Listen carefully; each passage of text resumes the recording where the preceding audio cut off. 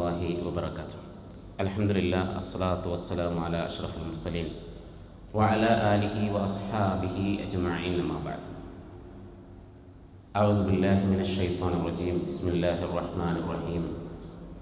യാ അയ്യുഹല്ലദീന ആമനു തഖുല്ലാഹ ഹഖ്ക തുഖാതിഹി വലാ തമൂതുന്ന ഇല്ലാ വഅൻതും മുസ്ലിമൂൻ.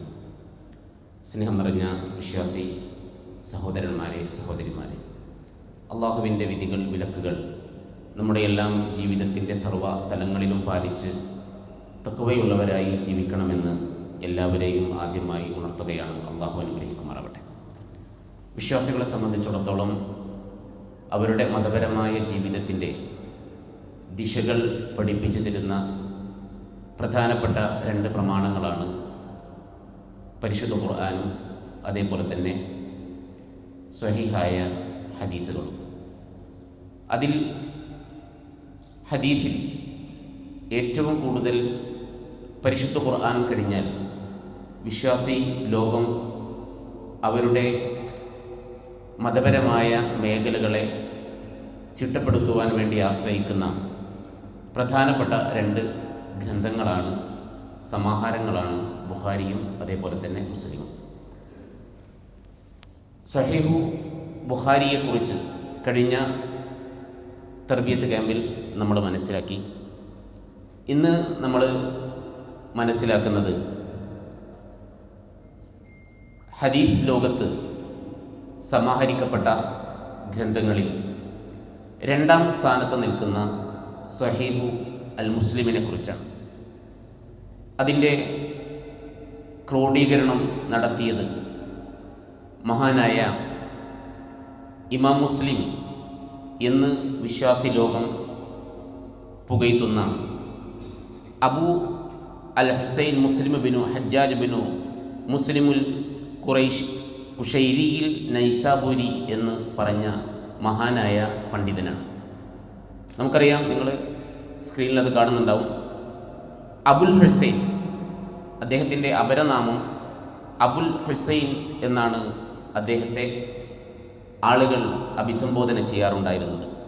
അബുൽ ഹുസൈൻ മുസ്ലിം ബിനു ഹജ്ജാജ് അൽ കുശൈരി അൻ നൈസാബൂരി എന്നാണ് അദ്ദേഹത്തിൻ്റെ പൂർണ്ണമായ നാമം.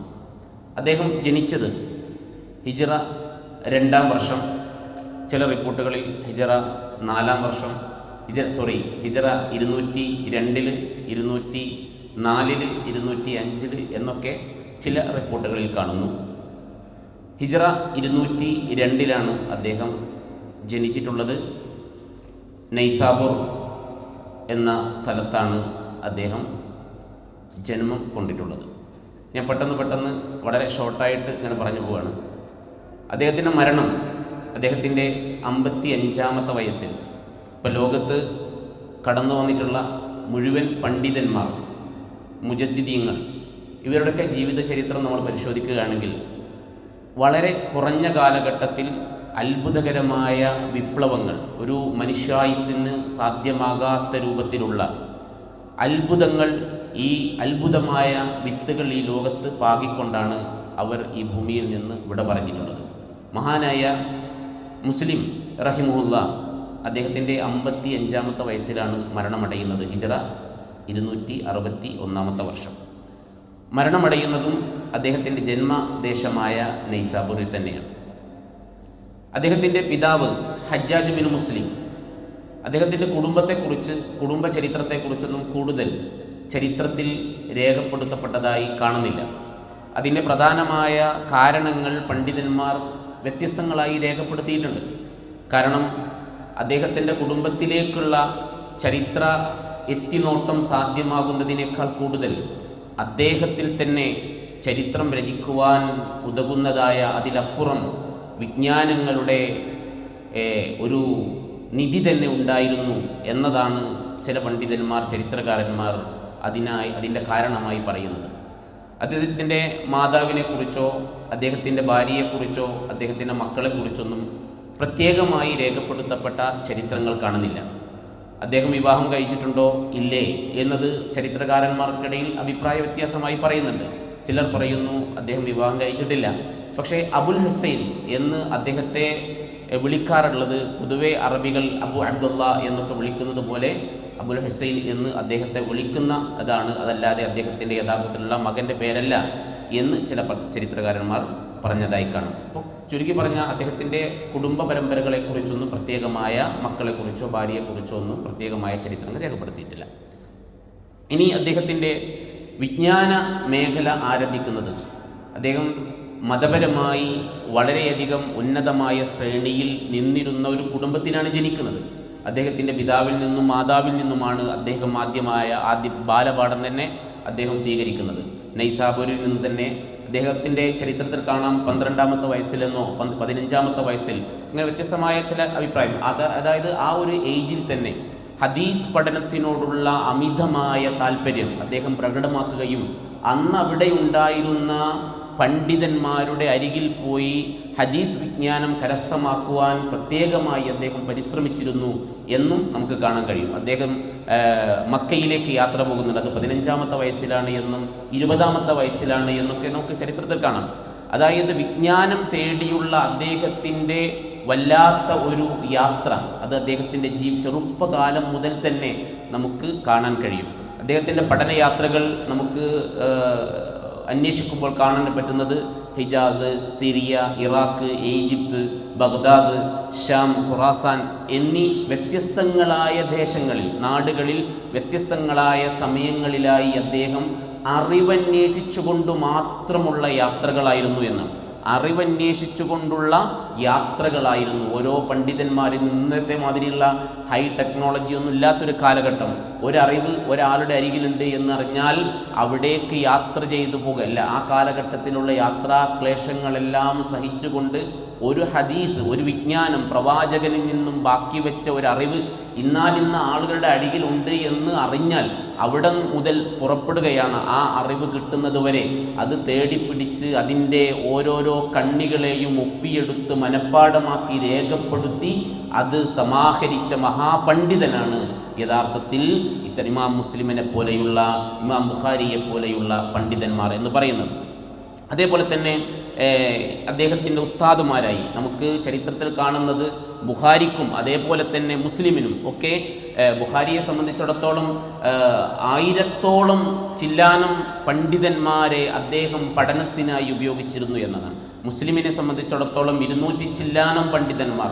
അത് ഒരു ചരിത്രത്തിൽ ആ പണ്ഡിതന്മാരുടെ, ഇമാം മുസ്ലിമിൻ്റെ പണ്ഡിതന്മാരുടെ പേരുകളുടെ കോർവകൾ തന്നെ നമുക്ക് കാണാൻ പറ്റും. പ്രത്യേകമായി രേഖപ്പെടുത്തിയത് ഇങ്ങനെ ഓരോരോ പണ്ഡിതന്മാർ. അങ്ങനെ അതിൽപ്പെട്ട പ്രധാന പണ്ഡിതന്മാരാണ് അദ്ദേഹത്തിൻ്റെ ഉസ്താദുമാരാണ് ഇമാം ബുഖാരി, അതേപോലെ തന്നെ Ahmad bin Hanbal, Ishaq bin Rahawaihi, Yahya bin Yahya an-Naysaburi, Qutaybah bin Sayyid, Abdullahi bin Maslama തുടങ്ങിയ ഒട്ടനവധി ഉസ്താദുമാർ അദ്ദേഹത്തിനുണ്ടായിരുന്നു എന്ന് നമുക്ക് കാണാൻ കഴിയും. അപ്പോൾ ഇത് വളരെ പ്രധാനപ്പെട്ട ചില പേരുകൾ മാത്രമാണ്. 200 ചില്ലാനം പണ്ഡിതന്മാരുടെ പേരുകൾ, ഉസ്താദുമാരുടെ പേരുകൾ തന്നെ ഇമാം മുസ്ലിമിൻ്റെ ചരിത്രത്തിൽ രേഖപ്പെടുത്തപ്പെട്ടതായി നമുക്ക് കാണാം. ഇനി അദ്ദേഹത്തിന് അധ്യാപകർ മാത്രമല്ല, മഹാന്മാരായ അധ്യാപകരുടെ പാഠശാലയിൽ നിന്നും വിദ്യ പഠിച്ച മഹാനായ ഇമാം മുസ്ലിമിൻ്റെ ശിഷ്യഗണങ്ങൾ എന്ന് പറഞ്ഞാൽ അവരും മഹാന്മാർ തന്നെയാണ്. അതും ഉസ്താദുമാരെ പോലെ തന്നെ ഹദീസ് പഠനത്തിലും സമാഹരണത്തിലുമെല്ലാം അതിഗംഭീരമായ നൈപുണ്യം നേടിയിട്ടുള്ള അധ്യാപകരുമാണ്, വിദ്യാർത്ഥികളുമാണ് അദ്ദേഹത്തിനുണ്ടായിരുന്നത്. അത് വിദ്യാർത്ഥികളിൽപ്പെട്ട മഹാന്മാരാണ് അബൂ ഈസ അൽ Tirmidhi, Abu Hatim ar Razi, Muhammad bin Ishaq bin Khuzaima, Ahmad bin Maslama, മറ്റ് നിരവധി പണ്ഡിതന്മാർ അദ്ദേഹത്തിൻ്റെ ശിഷ്യഗണങ്ങളായി നമുക്ക് കാണാൻ കഴിയും. ഇനി അദ്ദേഹം രചിച്ച ഗ്രന്ഥങ്ങൾ സഹീഹ് മുസ്ലിമിന് പുറമെ അതിൻ്റെ മുഖദ്ദിമ അദ്ദേഹം രചിച്ചിട്ടുണ്ട്. അതേപോലെ തന്നെ കിതാബു അൽ മുൻഫറിദാത്തു വൽ വഹ്ദാൻ എന്ന ഗ്രന്ഥം, കിതാബുൽ അഖ്റാൻ, കിതാബു തംയീസ്, അതേപോലെ തന്നെ കിതാബുൽ ഇലൽ, കിതാബുൽ അഫ്രാദ് തുടങ്ങിയ ഒട്ടനവധി ഗ്രന്ഥങ്ങൾ നമുക്ക് അദ്ദേഹത്തിൻ്റെതായി നമുക്ക് കാണാൻ കഴിയും. ഇനി സഹീഹ് മുസ്ലിമിനെ കുറിച്ച് പറയുകയാണെങ്കിൽ സഹീഹ് മുസ്ലിം അതേപോലെ തന്നെ സഹീഹ് ബുഖാരി, ഇവർ രണ്ടുപേരും രണ്ട് ഹദീസ് സമാഹരണത്തിലും ചേർന്നു വന്ന ഹദീസുകളെ നമ്മൾ സഹീഹൈനി അല്ലെങ്കിൽ മുത്തഫഖുൻ അലൈഹി എന്നൊക്കെ നമ്മൾ പറയാറുണ്ട്. ഈ ഈ സഹീഹ് മുസ്ലിമിന് മറ്റു ഒരു പേരായി നമുക്ക് കാണാൻ കഴിയുന്നത് അൽ ജാമിഉ സഹീഹ് അല്ലെങ്കിൽ അസ്സഹീഹ് മുസ്നദ് എന്നൊക്കെ ഈ ഇമാം മുസ്ലിമിൻ്റെ സഹീഹ് മുസ്ലിമിന് നാമകരണം ചെയ്യുന്നതായി നമുക്ക് കാണാം. ഖുർആനിന് ശേഷം വിശ്വസനീയമായ ഹദീസ് സമാഹാരങ്ങളിൽ 2ാം സ്ഥാനത്ത് നിൽക്കുന്ന ഗ്രന്ഥമാണ് സഹീഹ് മുസ്ലിം. ഇനി ഈ സഹീഹ് മുസ്ലിമിൻ്റെ രചന അദ്ദേഹം ആരംഭിക്കുന്നത് അദ്ദേഹത്തിൻ്റെ 29ാമത്തെ വയസ്സിലാണ്. 29ാമത്തെ വയസ്സിൽ 15 വർഷമെടുത്തിട്ടാണ് അദ്ദേഹം എന്ത് ചെയ്യുന്നത്, ഈ സഹീഹ് മുസ്ലിം അത് കംപ്ലീറ്റ് ചെയ്യുന്നത്. 15 വർഷത്തോളമുള്ള കഠിനമായ പ്രയത്നവും അത് തൻ്റെ ഉസ്താദുമാർക്ക് ഓരോരോ സമയങ്ങളിലായി ചൊല്ലിക്കൊടുക്കുകയും അതിൻ്റെ സനദുകളെല്ലാം അതിൻ്റെ റിപ്പോർട്ടർമാരെയെല്ലാം കൃത്യമായി ക്ലിപ്തപ്പെടുത്തുകയും അതിൻ്റെ സ്വീകാര്യത ഉറപ്പിക്കുകയൊക്കെ ചെയ്ത മഹാനായ പണ്ഡിതനാണ് ഇമാം മുസ്ലിം. അദ്ദേഹം ഈ ഗ്രന്ഥം രചിക്കുവാനുണ്ടായ 2 പ്രധാനപ്പെട്ട കാരണങ്ങൾ നമുക്ക് ചരിത്രത്തിൽ കാണാം. ഒന്ന്, അദ്ദേഹത്തിൻ്റെ വിദ്യാർത്ഥിയായിരുന്ന അഹമ്മദ് ബിൻ മസ്ലമ അദ്ദേഹം ഇമാം മുസ്ലിമിനോട് ആവശ്യപ്പെട്ടതാണ്. എന്താണ്? സഹീഹുകളെ ക്രോഡീകരിച്ചു കൊണ്ടുള്ള ഒരു ഗ്രന്ഥം രചിക്കുവാൻ, ഗ്രന്ഥം ഉണ്ടാക്കുവാൻ വേണ്ടി അദ്ദേഹത്തിൻ്റെ ശിഷ്യനായിരുന്ന അഹമ്മദ് ബിൻ സലമ അദ്ദേഹത്തോട് ആവശ്യപ്പെട്ടതാണ് എന്നും, അതേപോലെ തന്നെ മറ്റൊരു റിപ്പോർട്ടിൽ നമുക്ക് കാണുന്നത് അദ്ദേഹം ഒരു ദർസിൽ പങ്കെടുക്കെ വ്യത്യസ്തങ്ങളായ ഹദീസുകൾ, ലഈഫായ സ്വീകാര്യോഗ്യമല്ലാത്ത ചില സംസാരങ്ങൾ പ്രവാചകൻ സല്ലല്ലാഹു അലൈഹി വസല്ലമയിലേക്ക് ചേർത്ത് പറഞ്ഞുകൊണ്ട് പല ആളുകളും ഉദ്ധരിക്കുന്നതായി അദ്ദേഹത്തിൻ്റെ ശ്രദ്ധയിൽപ്പെടുകയും അവിടെ നിന്ന് അദ്ദേഹത്തിൻ്റെ മനസ്സിൽ തോന്നുകയാണ്, സ്വീകാര്യമല്ലാത്ത പല ആളുകളുടെയും റിപ്പോർട്ടുകൾ പ്രവാചകനിലേക്ക് ചേർത്ത് പറഞ്ഞുകൊണ്ട് സമൂഹത്തിലേക്ക് ലഈഫായ ഹദീസുകൾ വ്യാപരിക്കുന്നത് അദ്ദേഹത്തിന് വിഷമമാവുകയും ഇങ്ങനെ പ്രവാചകനിൽ നിന്നും സഹീഹായി വന്ന ഹദീസുകൾ സമാഹരിക്കണമെന്ന് അദ്ദേഹത്തിൻ്റെ മനസ്സിൽ രൂപപ്പെടുകയും അതിനുവേണ്ടി അദ്ദേഹം അവിടെ മുതൽ പരിശ്രമിക്കുകയും ചെയ്തതായിട്ടാണ് ചരിത്രത്തിൽ കാണുന്നത്. ഏതായിരുന്നാലും 15 വർഷത്തോളം അദ്ദേഹം എന്ത് ചെയ്തിട്ടുണ്ട്, ഈ ഗ്രന്ഥം പൂർത്തിയാക്കാൻ വേണ്ടിയിട്ട് അദ്ദേഹം പരിശ്രമിച്ചിട്ടുണ്ട് എന്ന് കാണാം. ഇനി അദ്ദേഹം ഈ സഹീഹ് മുസ്ലിമിൻ്റെ ഗ്രന്ഥരചന പൂർത്തിയാക്കി കഴിഞ്ഞതിന് ശേഷം അദ്ദേഹത്തിൻ്റെ ഗുരുനാഥനായിരുന്ന അബൂ സുർഅത്ത് റാസി അദ്ദേഹത്തിന് മുമ്പിൽ ഇത് സമർപ്പിക്കുകയും ഇത് ഓതിക്കൊടുക്കുകയും ചെയ്തു. എന്നിട്ട് നമുക്ക് കാണാം, അത് അദ്ദേഹം പരിശോധിച്ച് അതിൽ നിന്ന് ഒഴിവാക്കാൻ പറഞ്ഞ, ഇപ്പോൾ അബൂ സുർഅത്ത് റാസി എന്ന് പറഞ്ഞാൽ ഹിഫാദുൽ അർബഅ, അക്കാലഘട്ടത്തിലെ 5 പ്രഗത്ഭരായ ഹാഫിളീങ്ങളുടെ ഗണത്തിൽപ്പെട്ട ഒരു മഹാനായ പണ്ഡിതനാണ് അബൂ സുർഅത്ത് റാസി. ആ ഹിഫാദുൽ അർബഅ എന്ന് പറയുന്നത് ഒന്ന് ബുഖാരിയാണ്, 2ാമത്തത് മുസ്ലിമാണ്, 3ാമത്തത് അബൂ സുർഅത്ത് റാസിയാണ്, 4ാമത്തത് അബ്ദുല്ലാഹി ബിൻ അബ്ദുറഹ്മാൻ ഉദ്ദാരിമി. ഈ 4 പണ്ഡിതന്മാരെയാണ് ഹിഫാദുൽ അർബഅ എന്ന് പറയപ്പെടുന്നത്. അപ്പോൾ അതിൽപ്പെട്ട ഒരു പണ്ഡിതനാണ് അബൂ സുർഅത്ത് റാസി. അദ്ദേഹത്തിന് ഇമാം മുസ്ലിം അദ്ദേഹത്തിൻ്റെ അദ്ദേഹം രേഖപ്പെടുത്തിയ ഹദീസുകളെ വായിച്ച് കേൾപ്പിച്ചു കൊടുക്കുകയും അങ്ങനെ ആ വായിച്ചു കൊടുത്ത സമയത്ത് അദ്ദേഹം ഒഴിവാക്കാൻ പറഞ്ഞതെല്ലാം അതിൽ നിന്ന് ഒഴിവാക്കുകയും അതിലേക്ക് ചേർക്കാൻ പറഞ്ഞതെല്ലാം ചേർക്കുകയും ചെയ്ത ഒരു ഗ്രന്ഥമായിട്ടാണ് സഹീഹു മുസ്ലിം നമുക്ക് കാണാൻ കഴിയുന്നത്. ഇനി അദ്ദേഹം സഹീഹ് മുസ്ലിമിന് നൽകിയിട്ടുള്ള പേര് യഥാർത്ഥത്തിൽ സഹീഹ് മുസ്ലിം എന്നായിരുന്നില്ല, മറിച്ച് വലിയൊരു പേരാണ് അൽ മുസ്നദു സഹീഹ് അൽ മുഖ്തസർ മിന സുനനി ബിനഖൽ അദ്ലി അനിൽ അദ്ലി ഇലാ റസൂലില്ലാഹി സ്വല്ലല്ലാഹു അലൈഹി വസല്ലം എന്ന് പറഞ്ഞ ഒരു ദീർഘമായൊരു നാമമാണ് അദ്ദേഹത്തിൻ്റെ സഹീഹ് മുസ്ലിമിൽ അദ്ദേഹം നൽകിയിട്ടുണ്ടായിരുന്നത്. ഇനി നമുക്ക് കാണാം, ആ ഹദീസ് 3 ലക്ഷത്തോളം ഹദീസുകൾ അദ്ദേഹം ശേഖരിച്ചതിൽ നിന്നാണ്. കണ്ടോ, 3 ലക്ഷത്തോളം ഹദീസുകൾ. നമ്മളൊരു ഖുർആൻ ക്ലാസ്സിൽ അല്ലെങ്കിൽ ഒരു ഹദീസ് ക്ലാസ്സിൽ ഒരു ഹദീസ് വായിച്ച് പിന്നെ അടുത്ത ആഴ്ച എന്തായാലും എടുത്തതെന്ന് ചോദിച്ചിട്ടുണ്ടെങ്കിൽ എടുത്ത അധ്യാപകന് ഓർമ്മ ഉണ്ടാവില്ല, കേട്ട വിദ്യാർത്ഥികൾക്ക് ഓർമ്മ ഉണ്ടാവില്ല, അല്ലേ? പിന്നെ 2ാമതും തപ്പലായിരിക്കും. അങ്ങനെയുള്ളൊരവസ്ഥയാണ് നമ്മുടേത്. പക്ഷേ നമ്മൾ നോക്കി വായിക്കുന്ന ഗ്രന്ഥത്തിൻ്റെ ഗ്രന്ഥരചയിതാക്കൾ അതിൻ്റെ അത് നമുക്ക് സംഭാവന ചെയ്ത ആളുകളുടെ വിജ്ഞാനത്തിൻ്റെ ഒരു അഗാധം എത്രത്തോളം ഉണ്ട്, 3 ലക്ഷത്തോളം എന്നാണ്. ഇന്നത്തെ കാലത്തല്ല, ഇന്ന് നെറ്റിലടിച്ചാൽ മക്തബ് ഷാമിൽ അല്ലെങ്കിൽ വേറെ ഏതെങ്കിലും ഗ്രന്ഥങ്ങളുടെ ആപ്പുകളൊക്കെ അടിച്ചിട്ടുണ്ടെങ്കിലും ഹദീസുകൾ ഇങ്ങനെ തുരുതുരാ വരും. അത് ലൈഫാണോ സഹീഹാണോ ഹസനാണോ എന്നൊക്കെ തുടർന്ന് ഇങ്ങനെ കൃത്യമായിട്ട് അതിൻ്റെ പിന്നിൽ പണിയെടുത്ത ആളുകൾ അവിടെ റെഡിയാക്കി വെച്ചിട്ടുണ്ട്, നമുക്ക് അടിച്ചു നോക്കിയ ആവശ്യമുള്ളൂ. പക്ഷേ അവർ അക്കാലഘട്ടത്തിൽ ഹിജറ 200-കളിൽ 3 ലക്ഷം ഹദീസുകൾ തേടിപ്പിടിച്ച് ശേഖരിച്ചിട്ട് അത് മാത്രം പോരാ, പിന്നെ അതിൽ വർക്കൗട്ട് ചെയ്യണം.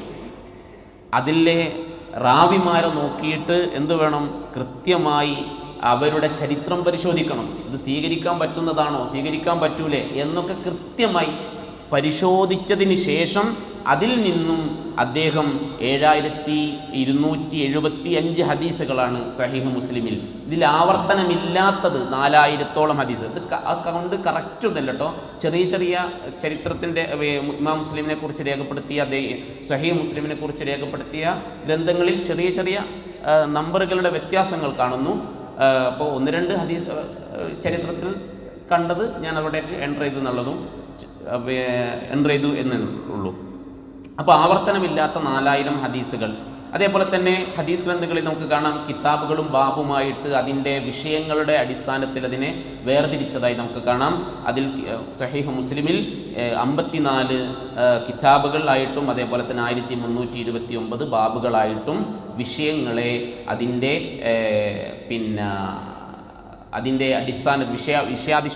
അടിസ്ഥാനത്തിൽ അത് ക്രോഡീകരിച്ചതായി നമുക്ക് കാണാം.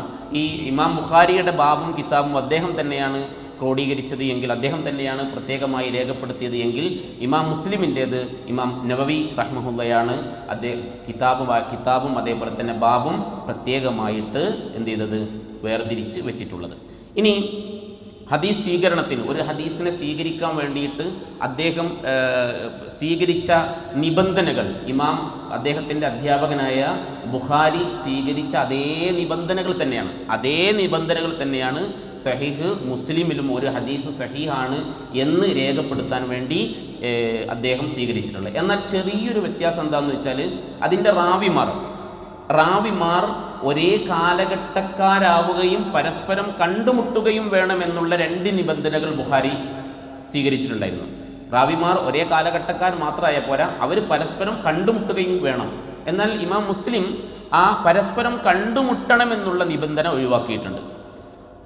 ഒരേ കാലഘട്ടത്തിലുള്ള ആളുകളായാൽ മതി, പക്ഷേ കണ്ടുമുട്ടണമെന്നുള്ള നിബന്ധന അദ്ദേഹം ഒഴിവാക്കി. ബാക്കി ബുഖാരി നമ്മൾ കഴിഞ്ഞ തർബിയത്ത് ക്യാമ്പിൽ നമ്മൾ പഠിച്ച നമ്മുടെ ഷബീർ സലഫി നമുക്കെടുത്ത ആ ബുഖാരിയുടെ എല്ലാ നിബന്ധനകളും നിങ്ങൾക്ക് സ്ക്രീനിൽ കാണാം. ആ നിബന്ധനകളൊക്കെ അദ്ദേഹം പാലിച്ചിട്ടുണ്ട്. ഇനി ബുഖാരിയും മുസ്ലിമും റിപ്പോർട്ട് ചെയ്ത ഒരു ഹദീസുകളെ പിന്നീട് ലുഅ്ലു വൽ മർജാൻ എന്നല്ലേ നമുക്കെല്ലാവർക്കും പരിചിതമായ ഒരു ഗ്രന്ഥമാണ് കിതാബു അൽ ലുഅ്ലു വൽ മർജാൻ.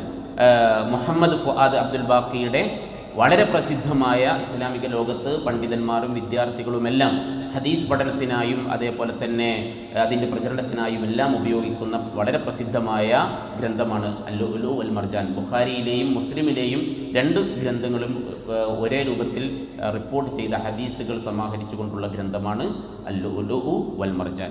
ഇനി ഇമാം മുസ്ലിമിൻ്റെ സഹീഹ് മുസ്ലിമിന് ഒട്ടനവധി ഷറഹുകൾ ഇസ്ലാമിക വിജ്ഞാന ശാഖകളിൽ നമുക്ക് കാണാൻ പറ്റും. അതിൽ ഒരുപാട് 200 ചില്ലാനം ഷറഹുകളൊക്കെ കാണാൻ കഴിയും. അതിൽ പ്രധാനപ്പെട്ട ചില ഷറഹുകളാണ് ജാമിഉ സഹീഹുൽ ഹുസൈൻ ഇബ്നു ഹജ്ജാജിൻ്റെ ജാമിഉ സഹീഹ് എന്ന് പറഞ്ഞ ഷറഹ്, അതേപോലെ തന്നെ യഹ്യ ഇബ്നു ഇമാം നവവിയുടെ ഷറഹു സഹീഹ് മുസ്ലിം, അങ്ങനെ തുടങ്ങിയ പണ്ഡിതന്മാരുടെ ഒട്ടനവധി ഷറഹുകൾ ഇമാം മുസ്ലിം സഹീഹ് മുസ്ലിമിലെ ഓരോ ഹദീസുകളെയും വ്യാഖ്യാനിച്ചു കൊണ്ടെഴുതിയ ഷറഹുകൾ നമുക്ക് കാണാൻ കഴിയും. ഇനി ഇമാം മുസ്ലിമിനെ കുറിച്ച് അവസാനമായി ഇമാം മുസ്ലിം അദ്ദേഹത്തിൻ്റെ സ്വഭാവത്തെക്കുറിച്ചും അദ്ദേഹത്തിൻ്റെ വിജ്ഞാനദാഹത്തെക്കുറിച്ചും വിജ്ഞാന സമ്പാദനത്തെക്കുറിച്ചും അദ്ദേഹത്തിൻ്റെ ഇടപാടുകളെക്കുറിച്ചും അദ്ദേഹത്തിൻ്റെ ജീവിതശൈലിയെക്കുറിച്ചും സ്വഭാവത്തെക്കുറിച്ചും എല്ലാം പണ്ഡിതന്മാർ, ചരിത്രകാരന്മാർ പ്രത്യേകമായി എടുത്തു പറയുകയും രേഖപ്പെടുത്തുകയും ചെയ്തതായി കാണാം. അദ്ദേഹത്തിൻ്റെ ചെറിയൊരു വ്യാപാരം, വിജ്ഞാന സമ്പാദനമായിരുന്നു അദ്ദേഹത്തിൻ്റെ പ്രധാന ജോലി. അതിനു പുറമെ അദ്ദേഹത്തിൻ്റെ ഉപജീവന മാർഗമായി അദ്ദേഹം ചെറിയ വസ്ത്രക്കച്ചവടം നടത്തിയിരുന്നു എന്നൊക്കെ ചില ചരിത്രത്തിൽ കാണാം. അങ്ങനെ വളരെ ധീരനായിരുന്നു, വളരെ വിനയാന്വിതനായിരുന്നു, സത്യസന്ധനായിരുന്നു, ആളുകളോട് കോപിക്കാത്തവനായിരുന്നു, ആളുകൾക്ക് മുമ്പിൽ വിനയം കാണിച്ചവനായിരുന്നു. അദ്ദേഹത്തിൻ്റെ ഏറ്റവും വലിയ ഗുണമായിട്ട് കാണുന്നത് കാണുന്നത് അദ്ദേഹത്തിൻ്റെ ജീവിതത്തിൽ അദ്ദേഹം വിനയാന്വിതനായിരുന്നു എന്നതാണ്. വളരെ വിനയാന്വിതനായിരുന്നു അദ്ദേഹം എന്നതാണ്. അപ്പം ഇമാം ബുഖാരി, അദ്ദേഹത്തിൻ്റെ അധ്യാപകനായ ഇമാം ബുഖാരി അദ്ദേഹത്തെക്കുറിച്ച് പറയുന്നത് മാ റഅയ്തു അഹദൻ അഹ്സന ഫീ ത്വലബിൽ ഹദീസി മിൻ മുസ്ലിം ബിൻ ഹജ്ജാജ്.